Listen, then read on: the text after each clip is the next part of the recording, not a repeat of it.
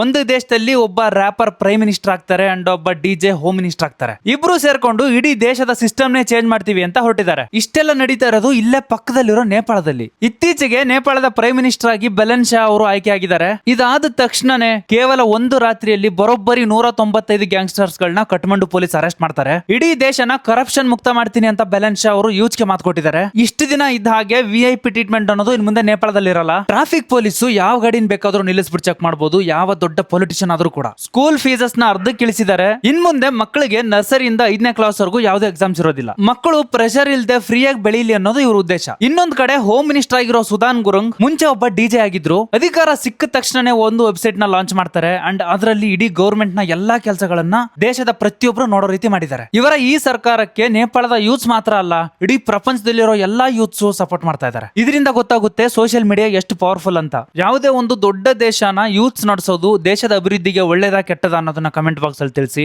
ಈ ರೀಲ್ ನ ಆದಷ್ಟು ಜನಕ್ಕೆ ಶೇರ್ ಮಾಡಿ ಅಂಡ್ ಇದೇ ರೀತಿಯ ಹೆಚ್ಚಿನ ಕಂಟೆಂಟ್ ಗಾಗಿ ನಮ್ಮ ಫ್ಯಾಕ್ಟ್ ಬಜಾರ್ ಪೇಜ್ ನ ಫಾಲೋ ಮಾಡ್ಕೊಳ್ಳಿ.